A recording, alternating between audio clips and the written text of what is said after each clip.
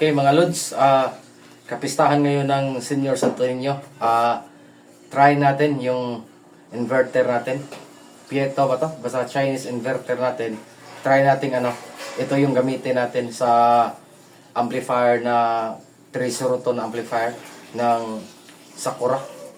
Tingnan natin kung tatagal ba yung natin, yung inverter natin, o kaya ay mag-iinit ba, o kaya ay mamamatay ba. Okay, sasabog ba yung inverter natin? Okay. January pa lang ngayon. Tuwing January kami. May devotion kami sa Santo Niño. Bale, fiesta ng Senior Santo Niño. Halos buong Kabisayaan. Iwan ko lang kung sa Luzon meron din. Nagse-celebrate dyan. Yung mga Bisaya dyan. Mga Santo Niño. At saka sa ibang part ng Mindanao. Sa amin dito sa Visayas, daming nagsisinulog. Sakay-sakay. Okay? Try natin mga Lods. Okay mga Lods, ito pala yung setup natin. Yan ang battery na DIY ko. And then, yan ang Pieto inverter, 1000 watts. And then, nilagyan ko ng extension wire na may nakalagay na 6-in-1 display. Para malaman natin kung ilan na yung load sa bawat pihit natin ng volume ng Sakura natin. Tsaka isang speaker lang ilalagay natin para hindi masyadong maingay. At saka Sakura 302 yung amplifier natin mga Lods. Yan 300 watts, dalawa left and right, pero isang channel lang yung gagamitin natin para hindi masyadong maingay mga Lods. Naingayan ako pag dalawa kasi maliit lang space sa amin. Pasensya na, maingay yung aso dito sa kapitbahay namin mga Lods. Okay, yan, ECBMS pa rin yung ginagamit natin. Kasi napakaganda talaga ng ECBMS. Kung magdagdag ako ng isang baterya, ECBMS pa rin yung gagamitin ko mga Lods. Napakaganda talaga. Para sa akin, mas nagandahan ako nito kaysa Dale. Pero depende lang naman yan. Pero para sa akin, mas nagandahan ako nito. Kaya next battery ko, ECBMS pa rin. Yan mga Lods, 0% nakalagay kasi na-reset to.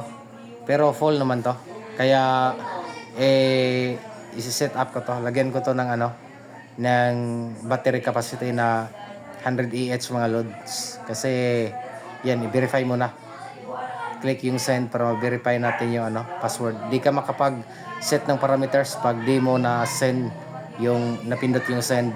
Yan, pwede na. 100 Ah, yun, 100%. Breaker ng battery natin, DC breaker. Okay, papunta yan ng natin, yung yan, inverter natin. Hindi na ako naglagay ng EVD kasi yung smart BMS natin, ECBMS, may na yan, may parameters dyan para sa LBD at saka HBD. Kusa siyang nagsa-shut off kung low voltage na, at saka kusa siyang nag-close, hindi na makapag-charge pag fully charged na. Kusa niyang i-off yung charging. At saka pag low bat naman, kusa niyang i-off yung discharge. Yan, Sakura. Nakauna yung Sakura natin mga Lods. At saka nasa 10 watts pa. Kasi wala pang audio. Hindi pa. Yan. Gamitan natin ng isang phone. Naka-Bluetooth yan. Bluetooth receiver yung gamit ko. Na yung external na Bluetooth receiver. BLS B21. Yan. BLS B21. Yan mga Lods. Ganda din yan. Na receiver. Tagal na yan sa akin. Siguro mga 3 years na ata yan. Try nating open yung YouTube. Yan. Mag-test tayo ng search tayo ng sinulog ng mga songs mga Lods. Subukan natin. I-try natin kung gagana ba. Okay. Yan. Try natin to. Yan. Okay. Maraming songs dito sa sinulog. Okay mga Lods, tingnan natin yung yung setup natin. Yan. Naka-display is 32, 27 watts, paiba-iba. Pero nasa 32 yung peak ata. Ang nakasaksak lang yung Bluetooth at saka Sakura na nasa 11 yung pihit ng volume. 11 lang. 11 AM lang yung volume ng Sakura natin. 302 watts. At saka isang channel lang yung pinagana natin. Okay. Iwan ko lang kung paganahin natin yung dalawang channel. Try ko rin yan. Sa susunod, dalawang channel yung pagganahin natin sa Sakura natin. Kung ilang wattage yung makukuha. Okay mga lods. Nasa 30-40 na. Nilakasan natin ng konti yung volume natin. Yan, inverter natin goods na goods. Okay, nasa 40 yung peak. 40.2 ata yung peak nakita natin kanina. 42.6 parang ganun. Nasa 11 or 12 na yung pihit ng ano natin, yung volume ng Sakura natin. 302 mga loads. 11 pa rin. 11. Yan. Yan yung panata namin sa Santo Niño. Yearly yan mga lods. Nagpapasinulog kami sa amin dito. Nakaugalian na yan namin. Mula pa nung sa lola ko. Bata pa ako. Pagkalipat namin dito, sinulog na agad. Yung tambol pa yung gamit namin. Wala pang mga amplifier dati. Kasi wala pang may kuryente dito sa amin. Siguro sa 10 bahay or 8 bahay, isa lang ang may kuryente dati. Sa amin, wala pa. Yun. Ngayon, halos puro na may kuryente. Masikip na yung ano dito sa amin. Yan, yung DIY natin na baterya mga lods. Yung EV na 12 volts, 100 Ah na battery, life PO4.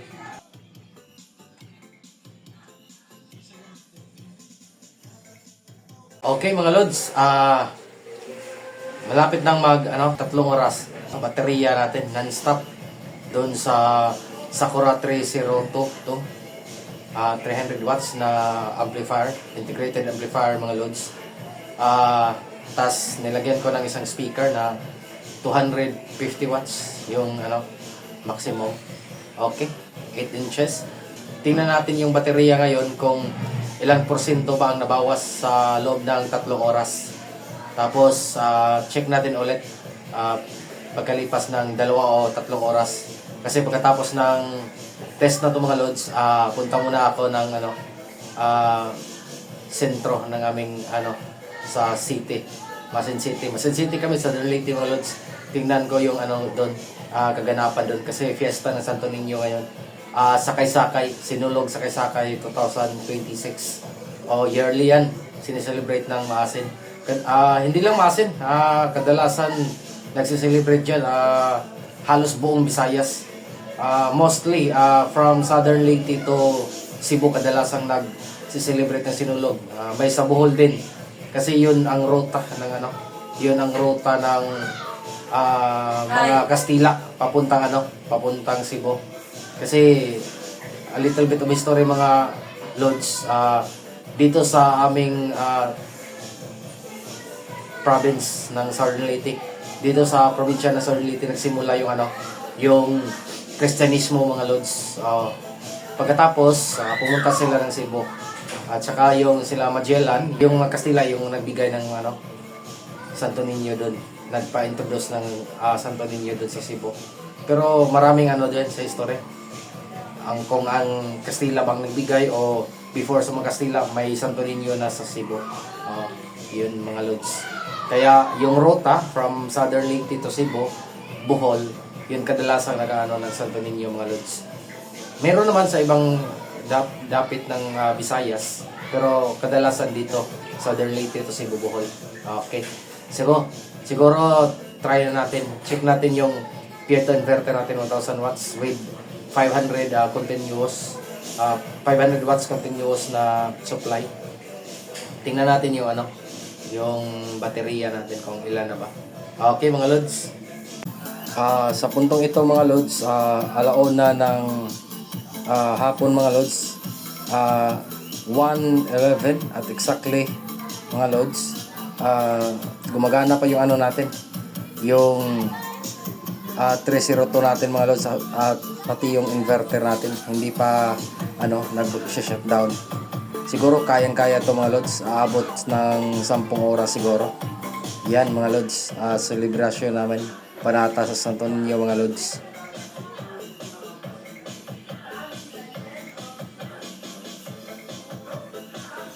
At saka tingnan natin mga lods yung BMS natin. Okay. Easy BMS, Smart BMS yan. Napakagandang BMS yan mga lods. Solid pag yan binili nyo mga lods. Maganda talaga yan. Hindi ka magsisisi. So, ito mga lods, sa loob ng 3 oras or malapit na mag 3 oras, 95% yung natira sa baterya natin mga lods. 95% yung natitira. At saka 5% lang yung nabawas. Siguro dahil 100 EH, siguro nasa 5 EH lang din yung nabawas ng baterya natin mga lods. At saka check natin mamaya kung ilang porsyento pag uwi namin. Muna ako mga lods kasi punta muna ako. Alis muna ako.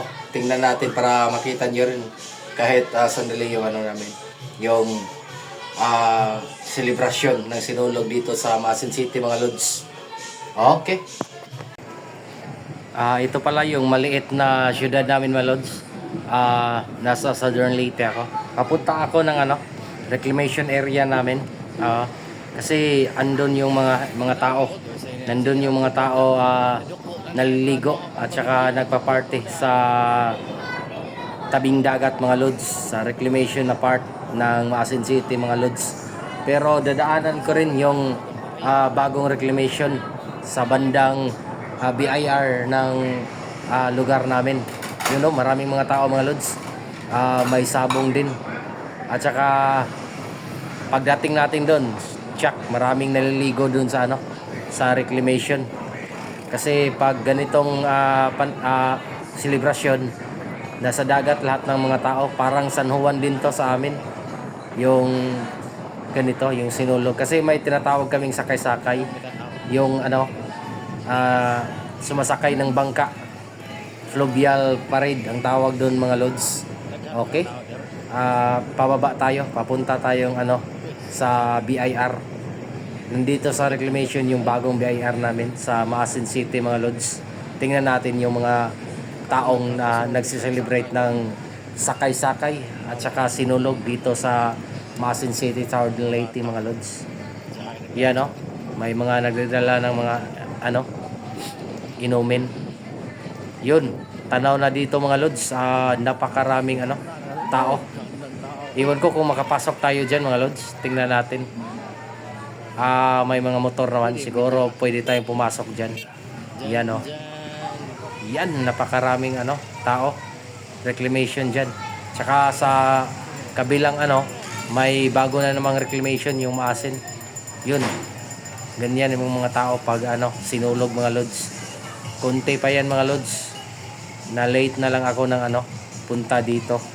Siguro kung naagahan ko mga 7, 8, mas marami pa dyan yung makikita natin mga lods. Lalo na dun sa yung dating sineselebritan sa reclamation. Yun, Maasin City mga lods. To dito? Baywalk ng Maasin City. Fast forward na lang natin mga lods para madali tayong umabot dun. Yan. Tsaka dito yung tinatawag naming Macdoko-Doko. Ito yung kabilang side ng reclamation. Yung dating reclamation panahon ng elementary days ko. Dito nakalagay yung nakatayo yung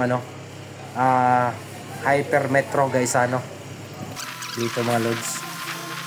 Yan maraming mga poste, mga bagong poste yan. Gawin niyang baywalk. At saka dito tayo, parking muna tayo mga lods. Maraming dito. Ayan, may nagtitindang dirty ice cream. Miss ko yan mga lods. Bili tayo mga lods. Bumili ako ng miss ko yung ice cream yan mga lods. Pati yung misis ko mga lods. Kaming dalawa. Kain ng ice cream papuntang doon sa pier. Kasi yung sakay-sakay nandun sa pier ng Maasin mga lods. Papunta kami doon. Lakad lang kami. Siguro mga half kilometer. Yan o. Yan ang dating reclamation mga lods. Daming mga ano dyan. Daming naliligo dyan. Yan. Ganyan ang kaganapan dito pag may sinulog. At saka mayroon din mga higante diyan. At yearly din 'yan. May parang paligsahan kung sino yung pinaka magandang paggagawa ng higante. Yung Higante Festival Ballet. Yan mga lods. Sa pier yan, pier ng Masin City. Kasi yun lang ang siguro isa sa pinakamalawak dyan na lugar. Yan. Siguro nasa 20 feet. 20 feet ata yan. Siguro mga nandyan sa 15 to 20 feet. Yung higante. Mga 15 ata. Mga 15 feet yung mga higante siguro. Yung laki na higante. Yung taas ng higante. Yan. Daming mga tao. Parang fiesta din rin yan mga lods. Yan o. Maraming bangka. Fluvial Festival. Sakay-sakay tawag dyan dito sa amin mga lods. Sakay-sakay. It means sakay naman din sa Tagalog. Sakay-sakay ng bangka mga lods. Tsaka may mga nakadecorate yung bangka namin. May mga Santo Niño. Kaso hindi ko lang makita. Okay, 7 oras na nakalipas mga lods. 5:58 na. Gumagana pa rin yung natin, yung 302 na Sakura natin. At saka goods pa rin yung inverter natin. 4 yung nakasaksak natin mga lods. Yung nasa una, charger yan ng phone. Yan, 33 watts. And then yan sa temperature. Yan sa audio natin. Yan, audio receiver, Bluetooth. At saka yan sa amplifier natin na Sakura mga lods. Check natin yung inverter natin. May nakalagay na sensor. 13.3 yung volts. Nilagyan ko ng sensor. Nasa 40.9 yung temperature na nare-read ng natin, digital thermometer. Thermostat to mga lods. Ginawa ko na lang thermometer muna kasi wala pa akong digital na yung gun na thermometer pang sukat. Okay, yun mga lods, gumagana pa rin. At saka nasa 86% pa mga lods. 558, 86% pa ang natira ng baterya natin na Life PO4 lithium ion phosphate 100 Ah 12 volt system Pieto inverter. And then yan, gumagana pa rin, still kicking pa rin yung natin, yung amplifier natin mga lods. Goods pa rin. Yan, 57 watts to 61 watts yung reading ng natin, wattmeter, 6-in-1 display. At saka nasa alas 12 yung volume natin. Nasa 13.3 yung voltahe pa rin na nare-read ng inverter natin mga lods. Yan, isang speaker yung sinaksak natin sa 302. Hindi ko na dinalawa kasi maingay. Yan, check natin mga lods. Panghuli itong check natin. Pang 10 hours mga lods. 10 hours na. 7:40. Okay. And then nasa 78%, 78.9. So nasa 79% pa yung natira ng baterya natin sa loob ng 10 oras mga lods. Goods pa rin. Yung inverter natin okay pa rin. Activate na yung fan kasi pag lumampas na ng 50 watts kadalasan nag-activate na yung fan. 39.9 yung temperature at saka 13.3 yung voltahe na binibigay ng battery mga lods. Yan, 47, 45, 51. Yan ang wattage ng kinokonsume natin ngayon mga lods. So goods yung 302 natin. Okay, yun mga lods. Yun ang resulta sa loob ng 10 oras mga lods. hindi nalobat yung ano natin, yung 1000 watts na piezo inverter. 500 watts yung continuous, pero hindi naman lang umabot ng 100 watts yung load natin. Kasi yung volume natin nasa alas 12 lang. So, hindi rin masyadong uminit. Siguro naka-record lang ng 40.1, 40.5 yung temperature ng inverter natin. So, kayang-kaya ng inverter natin yung 302. Kahit pa i-full volume yan, sure na sure ako na hindi mag-off yung inverter natin. Kayang-kaya ng inverter natin yung 302 na Sakura. And then, yun na nga. Sa mga siguro may mga video key o kaya may pinarerentahan na mga video key dyan na yung lumang setup at saka makabagong setup. Siguro kayang-kaya yung 100EH. Kayang-kaya gawing backup power kung mag-setup kayo ng video key. Kung halimbawa mag-ano kayo ng kayo ng setup, magparinta kayo ng setup, pwede yung 100EH. At saka kahit yung China inverter, kayang-kaya yun mga lods, yung mumurahin na 1000 watt inverter. At saka wag sanang kalimutang like, share, and then comment. Tsaka subscribe naman mga lods. Okay, maraming salamat mga lods.